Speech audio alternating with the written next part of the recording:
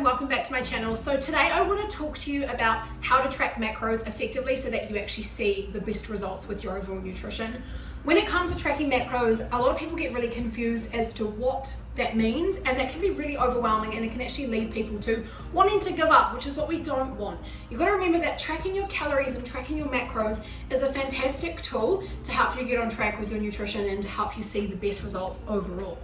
So I'm going to go through my top tips on how to track your macros and stay on track with your macros, and also to make sure that you're tracking your macros correctly, especially if you have been tracking your macros for some time now and you're not seeing results like you should be. The first tip is actually a really important tip, and this is something that I encourage you to actually do for the first week or two of starting your nutrition journey, and that is actually checking in on how much food you need by investing in a scale.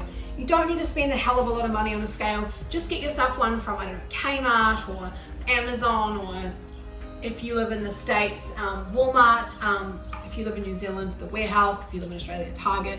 Just a place where you can get yourself a scale so that you can check in roughly how much things weigh, so that you know that you're actually getting the right amount for you and what you need. Because sometimes you can look on your MyFitnessPal. So let's do a little test here. Let's look at MyFitnessPal and let's check on how many calories a banana would be. Banana. All right, so when you're tracking food on MyFitnessPal, you want to make sure that you are using the food that has the tick, so that you know that it's legit and it's been approved. So if we look at this banana, now look, I know it looks brown, but that's because I keep them in the fridge because I like cold bananas. If you know, you know. But this banana here, you'd say, is probably like a medium banana. And according to MyFitnessPal, this medium banana is 105 calories. So let's put this on the scale and have a look at how much it weighs, just so that we know.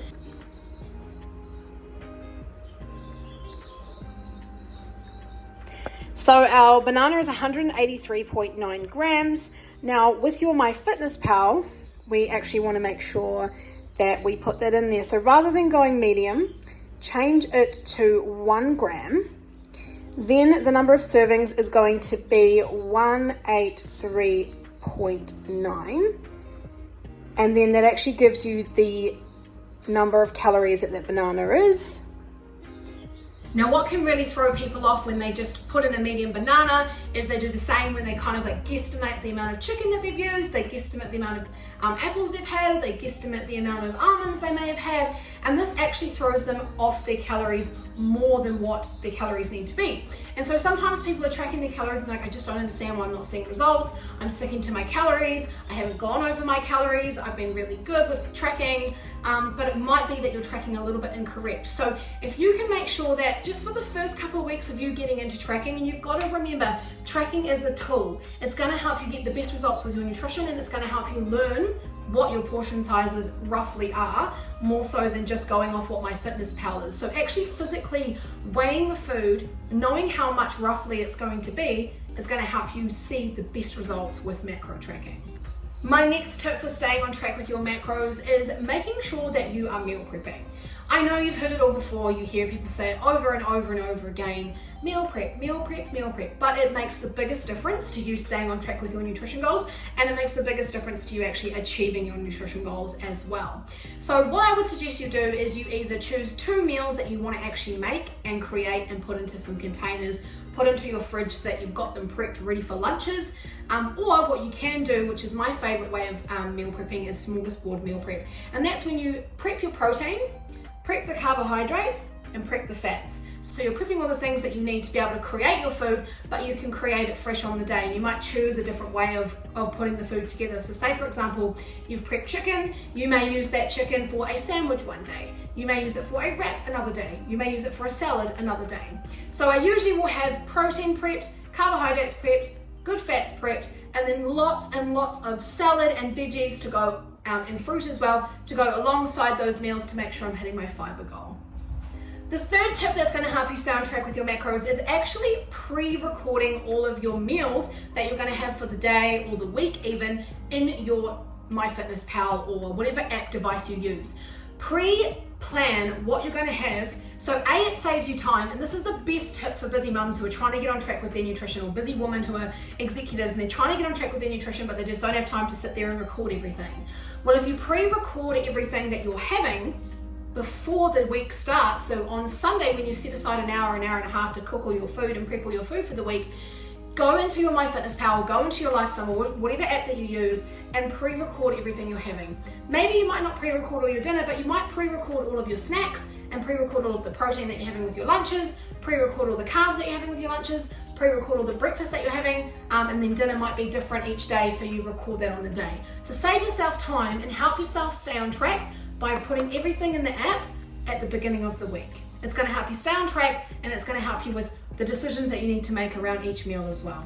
My final tip for understanding how to track your macros and the best way to stay on track with your macros is to get yourself a meal plan. Now, I don't want everyone to rely on meal plans for the rest of their lives. I want people to use meal plans as guidance to help them understand their macronutrient needs and the types of foods that they need 80% of the time so that they stay on track with their food.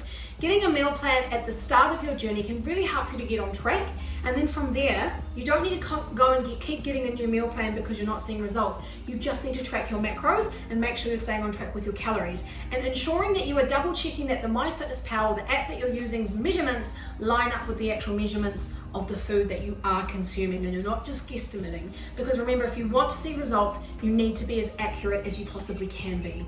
And my final tip for tracking your macros and staying on track with your macros is to ensure that you are adding in the foods that you love. If you love chocolate, make sure you fit that into your daily intake.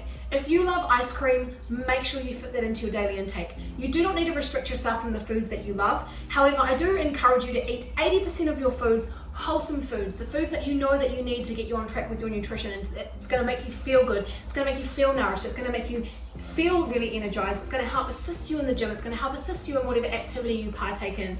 But making sure that you include the foods that you love as well is going to help you stay consistent because you're not restricting yourself. It's also going to help you just find joy and balance within food and help you to build a better relationship with food overall. So making sure you're including those foods that you love. For me personally, I always include a bit of chocolate. There's always chocolate in my fridge. My best friend came over the other day and she was actually like, "You've always got chocolate in your fridge." And I was like, "Hell yeah, I do." Chocolate is something I love, so I always have chocolate included into my fridge. So having that as part of my daily nutrition intake is really important for me. It's something I love. You might like ice cream or you might like something else, so just make sure that you are fitting it into your daily intake, making sure it fits within your macros, and making sure that you are enjoying the foods that you love too. So I hope these tips have helped you understand what macros are somewhat. I mean, we can go into a lot more depth, but this is just a quick video kind of explaining how you can track your macros, the best and most efficient ways to help you track your macros so that you stay on track with your nutrition and that you actually see results with tracking calories. Because I've heard so many people say, "I'm tracking my calories, I'm not seeing results." But these little things that I've just mentioned are things that you can implement right now to help you actually start seeing the best results. If you like this video, please give it a thumbs up because it really supports my channel. And if you want to see more videos, then make sure you hit that subscribe button, as I am starting to be a little bit more consistent with my YouTube videos, helping you to live the most healthiest, well-balanced life as a busy woman, because that's what I am. I'm a busy mum. I've just been at Athletics Day watching my daughter compete all morning, and then I've rushed home to get some content done, finish a bit of work before I have to rush back to school. So I understand what it means to be a busy woman with children who is on the go all the time. So I'm here to support you through your health and fitness journey, understanding what your needs are, understanding exactly what you're going through too. So if you enjoy being here, don't forget to subscribe and stick around for more videos and tips to help you on your journey.